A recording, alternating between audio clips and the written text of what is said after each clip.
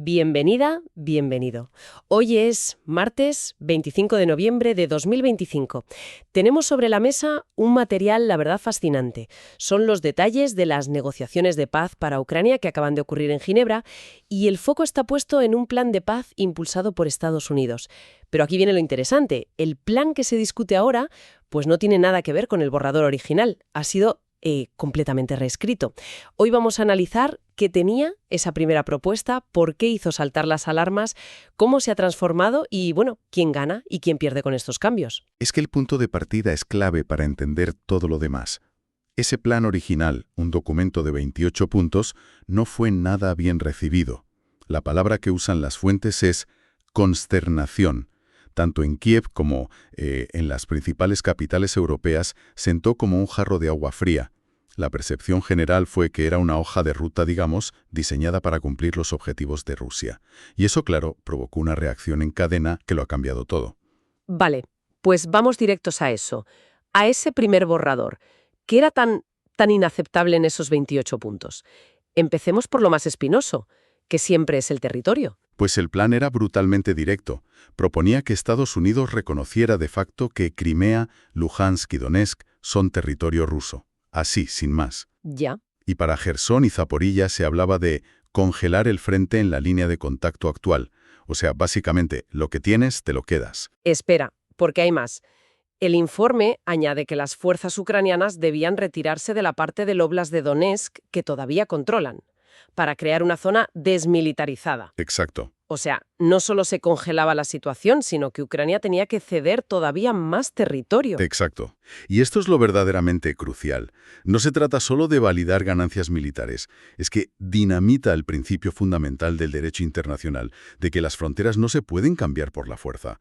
Si una potencia como Estados Unidos firma un documento así, está sentando un precedente peligrosísimo. Claro. Ese fue el verdadero pánico que cundió en las cancillerías europeas, más allá incluso del apoyo a Ucrania. Era legitimar la agresión como un método válido. Claro, no es solo un acuerdo para Ucrania, es un mensaje para todo el mundo. Y luego está el tema militar. El plan original limitaba el ejército ucraniano a 600.000 efectivos.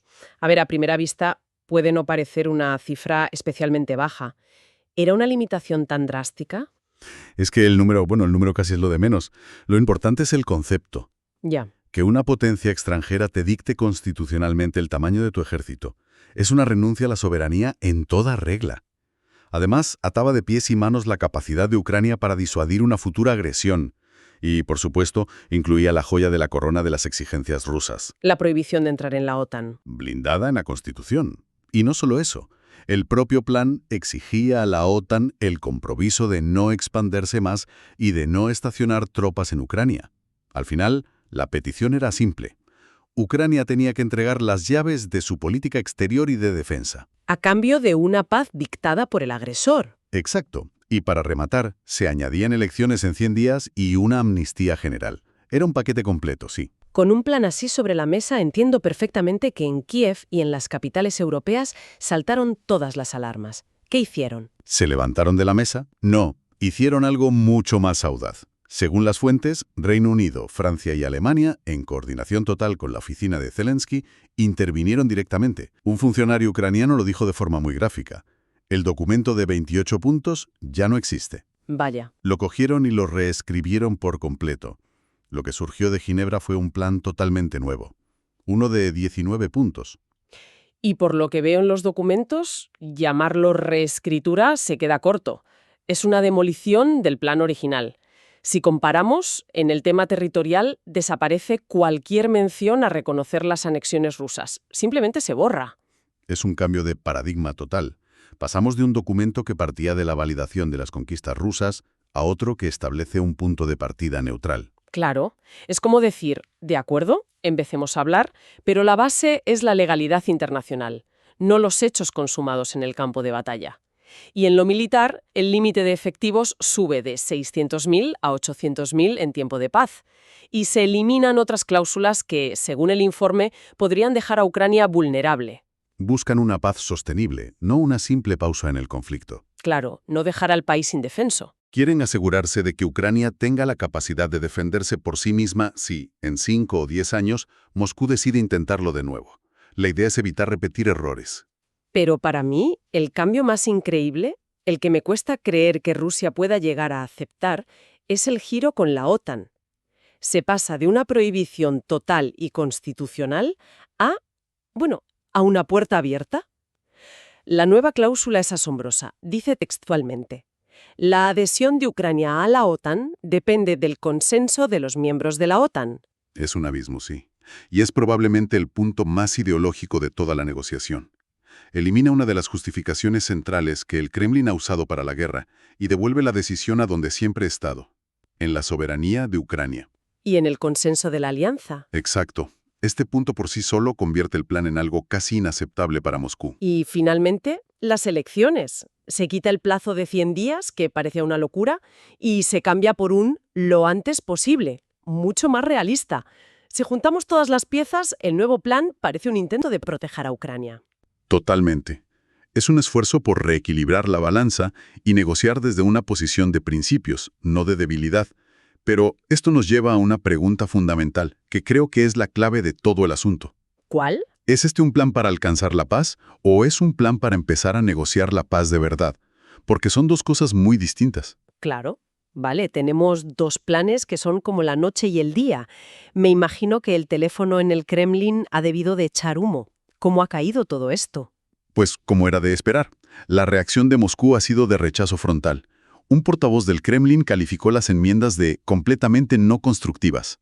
Siguen anclados en su punto de partida. Insisten en el plan original. Sí, afirman que cualquier acuerdo debe reflejar el espíritu y la letra de la cumbre que mantuvieron Trump y Putin en Alaska, y que el borrador de 28 puntos es la única base sustancial para cualquier conversación. O sea que el plan de 19 puntos... Para ellos es papel mojado. Un muro... ¿Y qué dice Ucrania? Zelensky parece más optimista, ¿no? Califica las modificaciones de factibles. Sí, pero con matices. Es una aprobación cautelosa.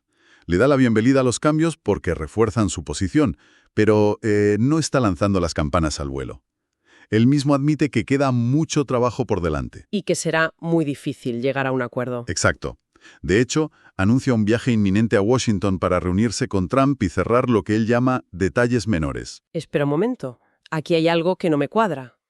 Zelensky habla de un camino muy difícil y de detalles menores por cerrar, pero al mismo tiempo, un funcionario estadounidense, según el informe, declara de forma rotunda que los ucranianos han acordado el acuerdo de paz. Esa es la gran pregunta. ¿Están en la misma reunión? La discrepancia en el tono es enorme. Podría ser una simple diferencia en la estrategia de comunicación, ¿no? Claro, Washington quiere proyectar éxito. Y presionar para cerrar un acuerdo rápido, mientras que Kiev es más realista de cara a su propia población, pero también podría reflejar una brecha real en la percepción del estado de las negociaciones, lo cual sería mucho más preocupante. Podría ser que Estados Unidos esté empujando para cerrar un capítulo, mientras que Ucrania sabe que el diablo está en los detalles y que el principal obstáculo, Rusia, no se ha movido ni un milímetro. Exacto. Y para completar el tablero, tienes a Europa. La presidenta de la Comisión Europea, Ursula von der Leyen, ha sido muy clara, casi quirúrgica. Ha establecido 3 líneas rojas. A ver. Las fronteras de Ucrania no se pueden cambiar por la fuerza. La segunda, no se pueden imponer limitaciones a sus fuerzas armadas que las dejen vulnerables. Y la tercera, la Unión Europea debe ser un actor central. Pero si te fijas, esas 3 líneas rojas son básicamente un resumen perfecto del plan europeo de 19 puntos. Exactamente. Y eso no es casualidad. Demuestra una coordinación y una unidad de criterio muy estrecha entre Kiev, París, Berlín, Londres y Bruselas. Es un frente común. Desde luego. Y fíjate que esas líneas rojas no son solo sobre Ucrania, son una reafirmación de los principios de la seguridad europea, esos que la invasión hizo saltar por los aires. Así que el choque de trenes parece inevitable. Pues sí. Por un lado, un bloque euro-ucraniano con una postura muy definida, y por otro, Rusia que se niega a moverse de su propuesta inicial. Mientras en Ginebra y en Washington se discuten cláusulas, porcentajes y número de tropas, a veces se nos olvida el telón de fondo, Los datos que acompañan a estas negociaciones, los que están en los anexos, son demoledores. Son las cifras que explican la urgencia y la presión que hay detrás de cada palabra que se negocia en esas salas. Hablemos de la economía ucraniana en 2025. El crecimiento del PIB es prácticamente inexistente. Proyectado entre un 0,6 y un 2,5%. Y este dato es tremendo. El gasto en defensa representa el 25% del Producto Interior Bruto, una cuarta parte de toda la riqueza del país. Es que eso significa que el país no invierte en nada más. Claro. Ni en infraestructuras, ni en sanidad, ni en educación. Es una economía de guerra en estado puro.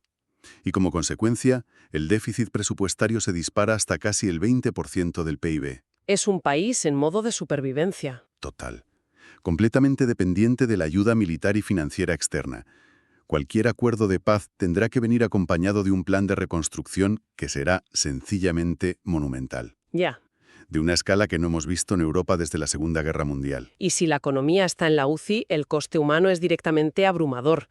Las cifras son difíciles de asimilar. La ONU ha verificado más de 53.000 víctimas civiles hasta octubre de este año. Y sabemos que las cifras verificadas por la ONU son siempre la punta del iceberg. La realidad sobre el terreno es, con toda seguridad, mucho peor. En cuanto a las bajas militares ucranianas, una estimación de junio habla de 400.000 en total, entre muertos y heridos. De ellos, se calcula que entre 60.000 y 100.000 han muerto. Es que hablamos de la población de una ciudad media española. El impacto en una generación es inimaginable. Es un coste terrible, una sangría demográfica y social que tardará décadas en sanar si es que alguna vez lo hace del todo. Y a esto hay que sumar el desplazamiento masivo de población. Hay 6,3 millones de refugiados ucranianos en Europa. 6,3 millones. Y dentro del propio país, otros 3,7 millones de desplazados internos.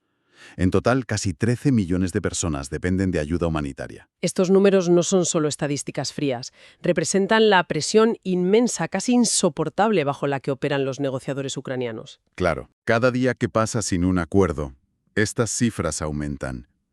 Esto explica la urgencia, por supuesto, pero también explica la determinación feroz de no aceptar una paz a cualquier precio. No se puede aceptar un acuerdo que signifique que todo este sacrificio ha sido en vano. Exacto. Haciendo un balance de todo lo que hemos analizado, hemos viajado desde un plan de 28 puntos, que era prácticamente una rendición diplomática, a uno de 19, impulsado por Europa, que le da a Ucrania una posición mucho más fuerte. Sí, el cambio es radical. Hay un frente aliado que parece bastante sólido, pero el muro de la oposición rusa parece, por ahora, infranqueable. Todo apunta a que la próxima visita de Zelensky a Washington para verse con Trump va a ser absolutamente crucial. Sin duda. El éxito o el fracaso de todo este proceso pende de un hilo muy fino. Dependerá de si se encuentra alguna fórmula creativa para salvar esa brecha casi insalvable con Rusia, de si se mantiene la unidad entre los socios. Que no siempre es fácil. No, y de la complejísima política interna de todos los países implicados. Estamos en una fase increíblemente frágil. Cualquier paso en falso puede hacer descarrilarlo todo. Para terminar, hay una frase en el informe que me ha hecho pensar. Dice que en la diplomacia de alto nivel, las declaraciones públicas a menudo sirven para ocultar más que para revelar las posiciones privadas. Y esto nos deja con una pregunta flotando en el aire. Mientras los líderes debaten en público sobre cláusulas, fronteras y límites de tropas, ¿cuáles son las conversaciones que nunca escucharemos? Las que se tienen en pasillos y salas privadas y que realmente decidirán el futuro de millones de personas. ¿Quieres estar siempre un paso adelante con las noticias? Suscríbete y comparte este video.